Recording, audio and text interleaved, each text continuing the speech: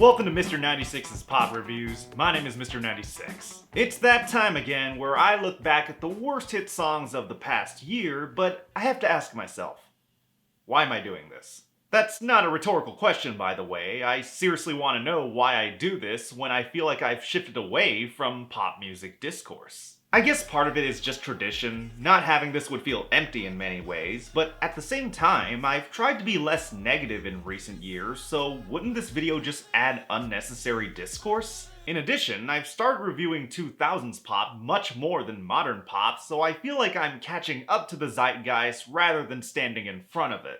I guess what I want to display is that listing my least favorite songs is not done out of malice. I like discovering new things, so at the end of the day, these songs aren't ruining my life. We're just here to have fun talking about music because that's what I enjoy. Here are the guidelines. To be eligible for my list, the song must have charted in the top 60 of the Billboard Hot 100 sometime from January to November of 2023, and its release date cannot be later than August of 2023. Also, if the song was released before September of 2022, it cannot be on the 2022 year-end Hot 100. But most importantly, this list is completely subjective. All these choices are my personal opinion, meaning you have every right to disagree with me. So I will respect your opinion as long as you respect mine. Like I said, this isn't a malicious rant, so let's have a good time as we take a look at the top 10 worst hit songs of 2023. I know that last night we let the liquor talk.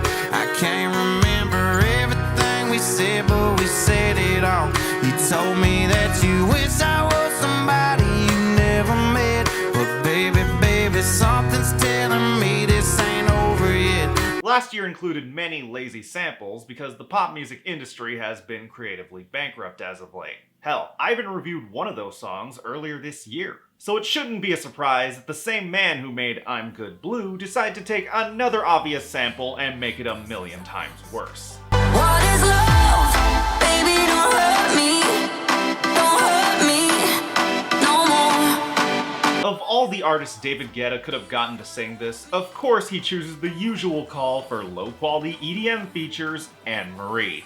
Anne-Marie has tried to make retro songs for a while now. She had a song called 2002 where she incorrectly cites Jay-Z's 99 Problems, which didn't exist until 2003, and she also sang a terrible cover of JoJo's Leave, Get Out. Get out right now, it's the end of you and me. Awful, just ruins an all-time classic. Of course, David Guetta ruined an all-time classic once again, and What Is Love isn't even one of my favorite Eurodance songs. Don't get me wrong, it's a classic that should always be respected, but it's not one I listen to a lot in my own time, yet David Guetta thought he would be a genius by watering down one of the most famous songs of all time. What made the original so good was that it had a drum beat and groove that got people bopping their heads, and Hathaway sang his heart out like he was in pain.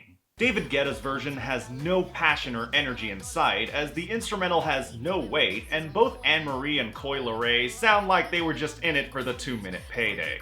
Look, I understand that What Is Love has been remixed a bunch of times, but if there were any artists who shouldn't remix this song, they would be David Guetta and Anne-Marie. And if you were going to sample the song, your first mistake was taking out the female vocals that gave the original its epic feel.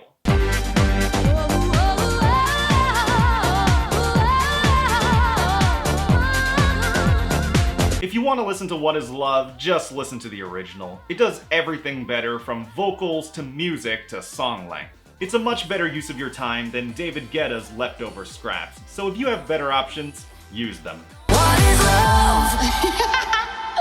You told me that you wish I was somebody you never met. But baby, something's telling me this ain't over yet. Despite the fact that we're moving on from David Guetta, another Eurodance song from the 90s got sampled, and it was done by the despicable Dr. Luke. Because why not, apparently? I've been trying to give it to you all night. What's it gonna take to get you all alone? I have never been the biggest fan of Nicki Minaj's music. For one, most of the songs I've heard from her have some corny or distasteful lines, and second, she seems like a pretty arrogant person in real life, so that hasn't exactly made me warm towards her. I haven't listened to a lot of Kim Petras, so I mostly know her from Unholy and her repeated defenses of her collaborations with Dr. Luke. Honestly, this collaboration did not excite me the moment I first saw it, and once I heard the beat, it did not surprise me that Dr. Luke put in zero effort.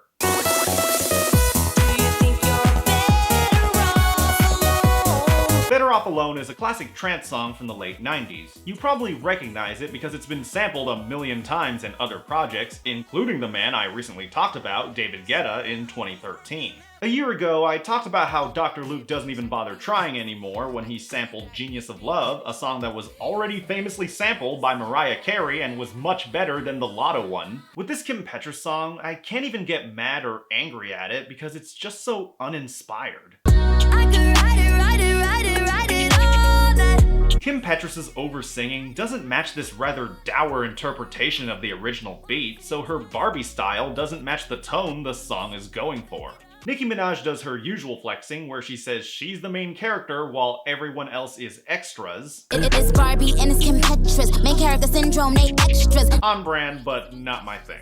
To put it simply, I don't find this song remotely interesting, which is why it's not even higher on the list, as it's just stale and bleh. Despite the obvious sample, I often forget how this version goes, but whenever I take another listen, I realize why, as it has nothing new or exciting to offer. You told me that you wish I was somebody you never met, but baby, something's telling me this ain't over yet. I'll give this song credit in that it's about the love of family and growing up. But that doesn't make it heartfelt. No, don't get stressed, it's gonna get figured out. Oh, deep conversation that the Waffle House.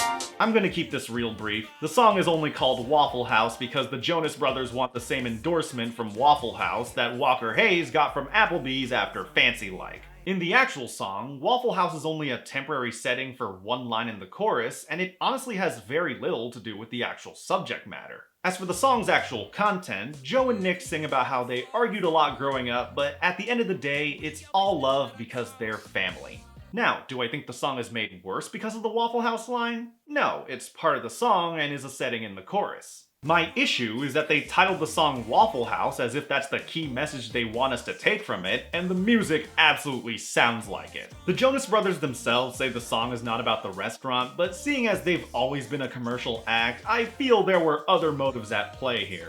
I get naming songs after luxury brands like Versace or Dior, but Waffle House is like calling your song Denny's. There's no way around it. It's either this Denny's or that Denny's. By no means is this the worst song I've heard from them, as they've made much worse in the past, but this retro commercial jingle kind of music just isn't my thing. Waffle House was already climbing an uphill battle for me to like it, and it's about what I thought it would be. Though not as terrible as it could have been.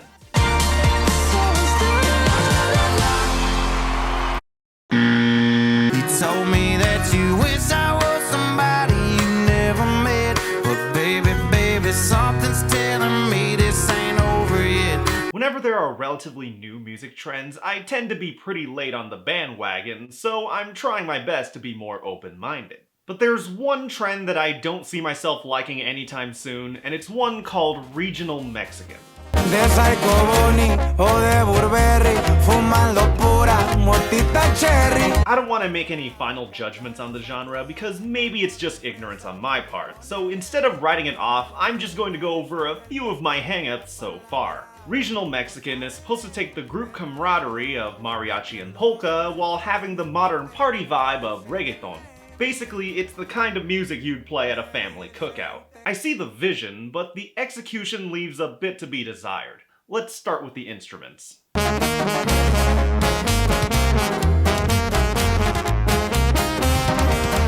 While the instruments may seem like mariachi instruments on the surface, they sound so processed that they lose the warmth of their usual sound. The horns are played in this fast staccato that they sound like unnatural, choppy farts. Trust me, as a former trumpet player, I would know. So musically, it's not exactly chill or relaxing. As for the lyrics, I looked up the translation and it does not make things any better. Me dicen TQM cuando ven el meme, voy partiendo el queso de JGL. TQM means Te Quiero Mucho, or I Want You Very Much, and JGL is the name of an infamous former drug lord of the Sinaloa cartel. With how terrible cartels are in Mexico these days, saying that you distribute drugs isn't exactly a swell idea. And this isn't like the hip-hop thing where they use the drugs to represent the rags to riches come up, because this mommy y papi music does not fit the hard-ass drug-dealing vibe he wants. For a song with this kind of choppy acoustic rhythm that's devoid of any bass or weight, the talk about cartel sounds less like a badass playboy and more like the Fire Festival guy claiming the island was owned by Pablo Escobar. That's right, I'm comparing Fuerza Regida to a convicted con artist of white millennials, so if that's the kind of street cred he wants, go for it. To sum it up, the idea of regional Mexican sounds good in theory, but the execution in this song isn't there. The music comes off like cheap kazoo farts, and the lyrics don't match the vibe they present. Maybe the genre can win me over another time, but this song ain't it.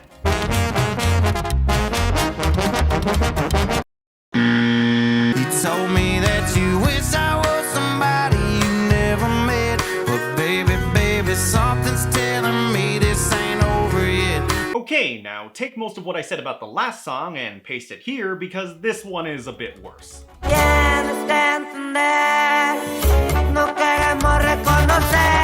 Since we already covered my genre issues in the last segment, I'll go over why I don't like this specific application of the music style. First, the choppy horns are played at the front of the mix, so they're even louder and more unavoidable than before. As for the lyrics, it's a post-breakup song where the two leads feel a longing for each other even though it didn't work out. So while Chanel may have less questionable lyrics than TQM, it ironically fits less with this music than TQM did. I had issues with the tryhard flexing in TQM, but as much as the instrumental there wasn't good, I can at least see a tiny link between the flexing and the party vibe of mariachi. With Chanel, it's supposed to be this sad and regretful song, so it has even more tonal clash with the instrumental, as it not only sounds awful sonically, but doesn't make any sense emotionally. And here's the thing, mariachi music can be sad when it wants to be. Take this for example. Me sigue por donde quiera con obstinación. The tempo is slowed down, and the instruments are used in a minimalistic way to highlight the singer and her lyrics. The problem with Chanel is that there's no subtlety or restraint in the instrumental. They play it like they're celebrating your birthday in a Mexican restaurant, and Becky G's jamming along like this is a banger when it shouldn't be. Even reggaeton, a genre known for using the same beat over and over, has more emotional nuance than Chanel. To top it off, I don't think Peso Pluma's voice is all that impressive. It's not terrible, but I think Fuerza Regida sounds a tiny bit better. Becky G has a better voice than both, but she's just a poor fit for this regional Mexican sound. I know it may seem cheap to have two songs on my list from the same genre, but I wanted to point out how their flaws are different as they highlight the hangups I have with what I've heard from regional Mexican. Like I said, I'm totally open to this genre winning me over in the future. I made the mistake of writing off trap 5 years ago, so I won't do the same here. But these songs ain't them. You told me that you wish I was somebody you never met, but baby, something's telling me this ain't over yet. A few months ago, I asked my patrons what their worst hit song of the year was, and one of them said there was a country Nickelback song. I wasn't sure how to react to such news, so I sat down and listened to it and discovered he was 100% right. I only talk to God when I need a favor. This is rap/rock/country artist Jelly Roll. This man has had quite the journey, as he started out as a rapper for many years, even working with legendary MCs like Tech9, but his gruff voice gave him some range to sing somber tunes about his struggles with drug addiction. In 2022, he transitioned to country with his award-winning song Son of a Sinner. While this dark country rock isn't exactly my type of music, I have massive respect for his musical versatility and honesty. So off the bat, I have nothing against Jelly Roll as a musician or a person, and I want to make that clear because my gripes with Need a Favor are purely from a sonic point of view, as what I hear is the Bible Belt version of How You Remind Me. I know amazing grace, but I ain't been living them words. It's not like you didn't know that. I said I love you and I swear I still do. The verses have the same gruff tone with a similar kind of progression. How You Remind Me goes minor 1, minor 4, major 7, major 3, while Need a Favor goes minor 1, major 3, major 7, minor 4. Okay, the 3 and 4 are switched around, but the point is that the same group of relative chords is used, so they at least scratch a similar itch. Now, with that being said, I'm not trying to call the song a copy of How You Remind Me. That would be foolish of me because what Jelly Roll's song actually reminds me of is Savin' Me. I only talk to God when I need a favor. Show me what it's like. The last one standing. Savin' Me actually does have the same 1-3-7-4 progression of Need a Favor, and one of the most common critiques of Savin' Me was that it was a rehash of Someday, which itself was considered a rehash of How You Remind Me. So it has the sound of Savin' Me with the tone of How You Remind Me. Actually, let's go one step further, as the first song I thought of when hearing Jelly Roll was Rockstar. Cause we all just wanna be big rock stars and live in hilltop houses driving 15 cars. Okay, I admit this one is more of a stretch because it has a completely different chord progression and is also in a major key, but where I heard the similarities was in the rhythm of the chorus. I only talk to God when I live in hilltop houses driving 15 cars. The girls come easy and the drugs come cheap. We'll all stay skinny cause we just won't eat and we'll hang out in the... Here's the thing. I don't hate Nickelback the same way the internet does. Hell, I actually like How You Remind Me. I just find a lot of their songs pretty basic and stale, but Need a Favor hits all the boring Nickelback-isms with an unfitting country twang. Nothing against Jelly Roll himself or his content, this song just doesn't vibe with me aesthetically. You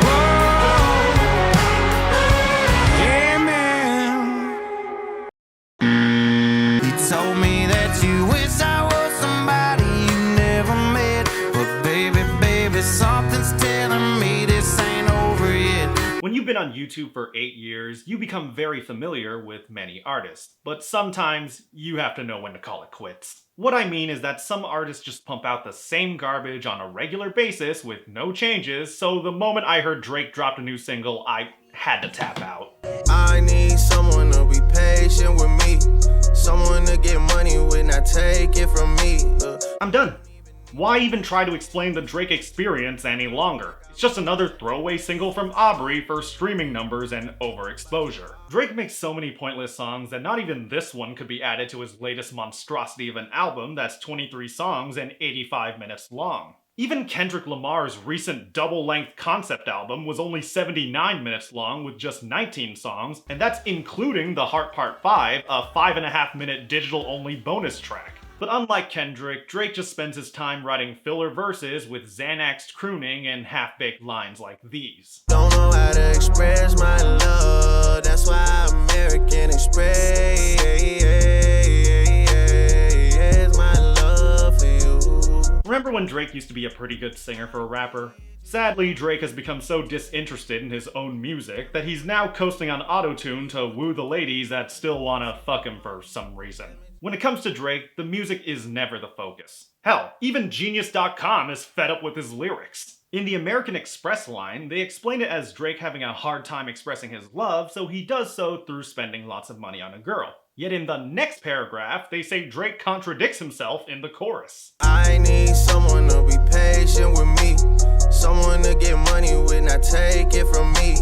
It seems Drake just sticks to the same topic in almost every song about struggling to find or maintain love. It's so stale that the most memorable line in this song is a Pitbull reference. But deep down I think about you all day, mommy. I know I'm a pitbull, but darling, mommy. But I promise tonight, darling. I remember when Pitbull used to be everywhere in pop culture until he suddenly wasn't. But if it weren't for the Pitbull line, I seriously would have forgotten this song existed because it's the same shit, different year. Come and rescue me. Whoa. The song is about how he wants a girl to rescue him, yet he's shown an inability to maintain stable relationships his entire life, so I don't buy it. Just like how I don't buy Drake as an artist anymore. I'm tryna hit the group chat and tell them it's all rap.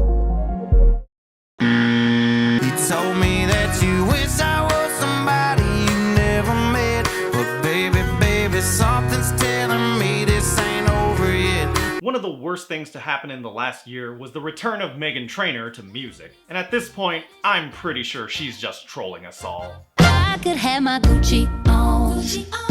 I go wear my Louis Vuitton. Since I'm sure a lot of you don't follow popular music like I do, let me provide some context. 9 years ago, Meghan Trainor introduced herself to the world as the doo-wop girl who's all about that bass and body positivity or something like that. 2 years later, she tried to pivot completely to some sort of dance pop style that failed so spectacularly the Grammy's Best New Artist curse did its thing and removed her from relevance. But last year, she decided to go back to her roots by making watered down doo-wop as she's now in her mom era. But even with nothing on, bet I made you look.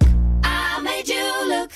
In this song, she's talking about how she's so hot that she made you stare at her. Essentially, this has the aesthetic of All About That Bass with the annoying tone of Me Too, the song where everyone realized the Meghan Trainor experiment was a mistake. Meghan Trainor trying to market herself as this retro doo-wop artist always felt fake to me because we don't know who her audience is. She's too young and artificial for boomers, and any kids who may have liked her in 2014 are currently listening to either Taylor Swift or Olivia Rodrigo, both of whom are much more authentic to young women.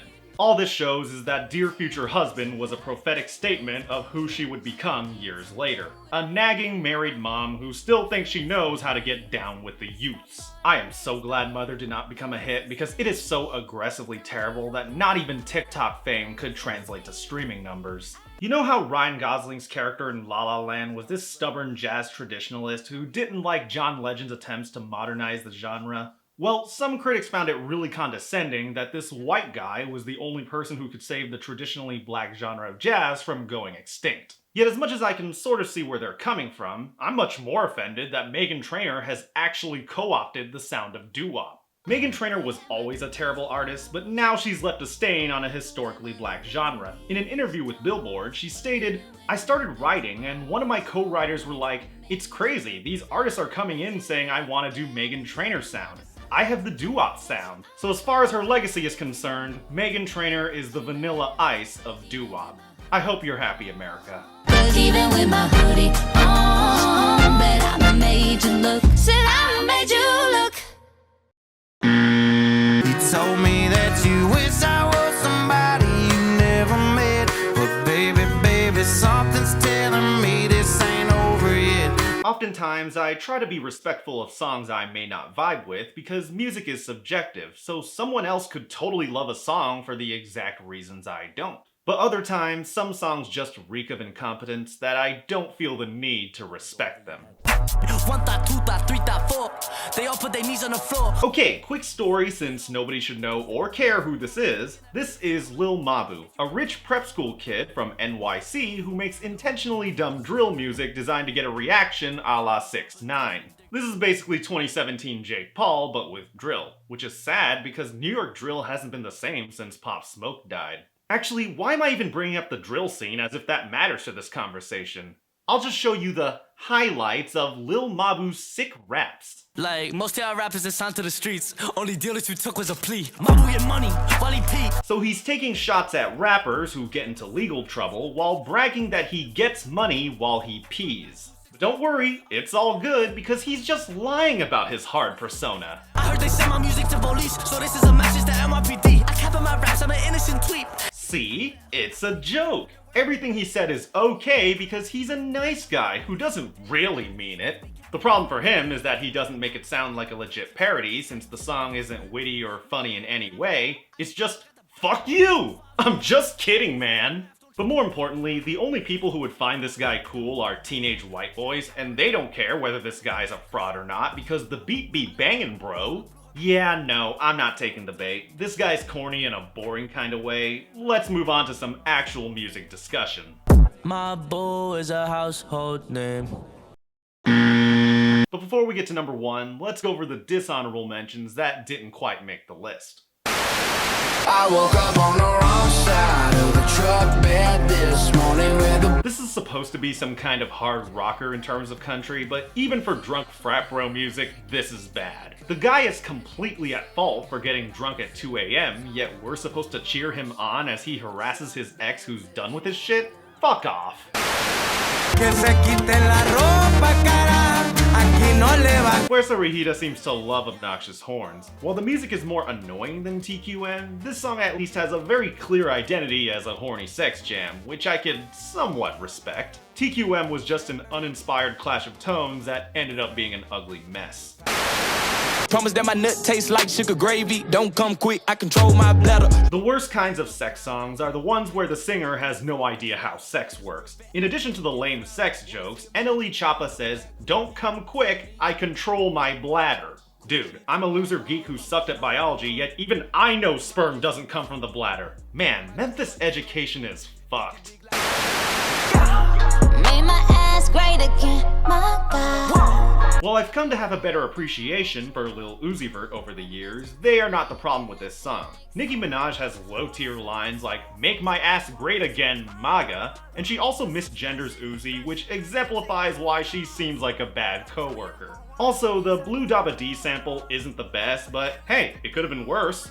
Like... Cause I'm good, yeah, I'm feeling alright. Baby, I'ma have the best fucking night of my life. While I have more personal attachment to Blue Dabba D compared to What Is Love, this was kept off the list because it doesn't piss on its source material quite as much, but it's a lazy effort by David Guetta, as this sample was done better by Lil Uzi Vert and Flo Rida of all people. But now it's time to talk about the worst this year had to offer. You told me that you wish I was somebody you never met, but baby, something's telling me this ain't over yet. I knew this was going to be my number one the moment I heard it, so let's dive straight into it as this will be a lengthy discussion.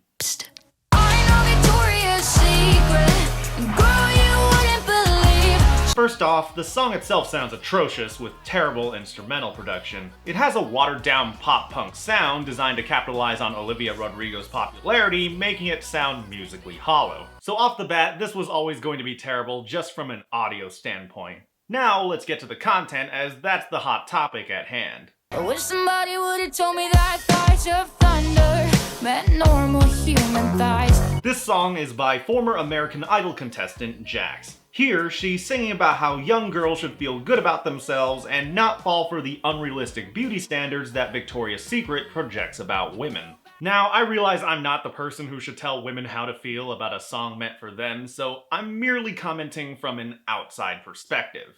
From what I can tell, this song thinks it's deeper than it actually is. I know Victoria's Secret. She was made up by a dude. It mentions how Victoria isn't an actual lady, as the company was made by a man. This is supposed to be a major revelation, but the song feels like it was written by a teenage girl on Tumblr, so it's less a female empowerment song and more a social media female empowerment song. It feels like it was designed to get likes and retweets just for pointing out obvious facts, as if it was made by a social media marketing team trying to cash in on young girls' insecurities. Songs like these that are meant to promote a positive message feel more exploitative than helpful. They point out an issue you have and tell you your problems will go away if you love yourself, which is toxic positivity. Cashing in on body issues, selling skin and bones with big boobs. Rhyming issues with big boobs is terrible, and it's not even accurate, as Victoria's Secret doesn't necessarily promote big boobs. Victoria's Secret is stereotypically associated with women with tall, thin figures. That's not to say none of the models have big boobs, as plenty do. I'm just talking about perception here, as big boobs is pretty low on the list of Victoria's Secret-isms. As for the topic of Victoria's Secret, the company has been declining in popularity since the mid-2010s, so having a song dunking on the company in 2022 feels like dunking on an easy target many years too late. This isn't me trying to defend a billion-dollar brand, as the company does indeed suck. I just think this song adds nothing relevant to the conversation. Jax is the same age as me, so she doesn't have the excuse of being a young teenage girl figuring this shit out for the first time.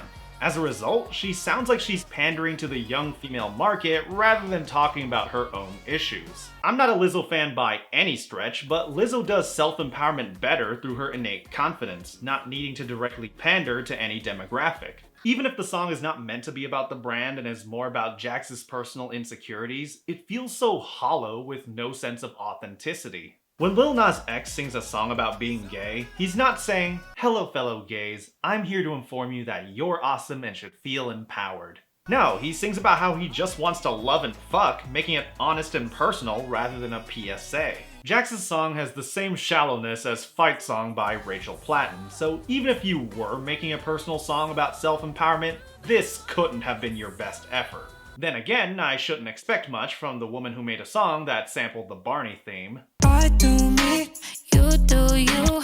That's why we got no issues. No, we're not stressed out about our insecurities. Fucking awful. Barbie girl, this is not. So to sum up my thoughts, the song is atrocious from an instrumental standpoint, the message feels like condescending pandering, and the singer doesn't sound like she's speaking from the heart. Look, people have every right to hate Victoria's Secret the company, but even with that being true, that doesn't mean I have to like Jax's Victoria's Secret, the worst hit song of 2023. She was never made for me and you. You told me that you wish I was somebody you never met. But baby, something's telling me this ain't over yet. Oh, you thought this was over? No, I just want to give a few comments on the obvious elephant in the room that I'll try to discuss as quickly as possible. We'll try that in a small town. See how far you make it down the road. Let me state the obvious. Jason Aldean has always been a shitty artist. My first experience with him was his 2009 hit Big Green Tractor, which I hated, so his music has never been my thing. Second, people often talk about the politics of the music video, which are blatantly abhorrent and disgusting, but that's the obvious part. I want to talk about the deniability. Jason Aldean has stated that this song has nothing to do with any racial message and that people are just taking their interpretations too far. The fact that the courthouse in the video is associated with lynching is a total coincidence. Come on, that's bullshit. You filmed in front of a courthouse associated with racist history, and you showed footage of a BLM protest. At the bare minimum, your producers knew what they were doing. The next thing I want to say is not political and is purely about the lyrical content. Even if we take the song at face value as a tune about community in a small town, it's just a song that says cities suck and small towns are great. What it's saying is, you can get away with violent crimes in cities, but you sure as hell can't do that in a small town, or else you'll be met with even more violence. It's hypocritical because it tries to paint small towns as a wonderful haven where people care about each other, yet it also says if you fight us, you'll be sorry. Finally, Jason Aldean is the worst person to talk about small towns as he's from Macon, Georgia, with over 150,000 people. So miss me with your good old boy shit. Yes, I realize talking about this song is falling for the rage bait, so I put this at number 0 so that it's not officially part of my top 10. I wanted my top 10 list to be about the music, and this is barely a song as it's just a vanity project.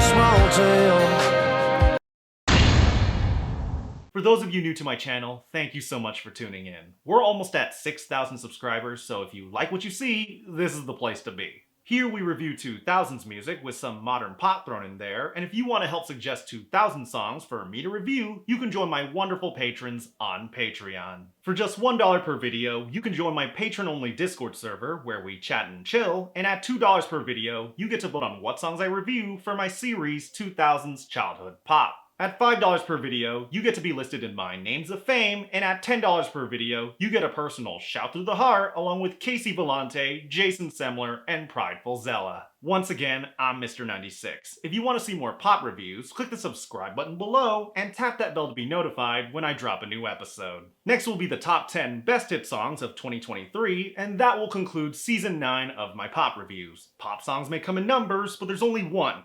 96. 너의 그 말 그 잔인한 말 가슴 아픈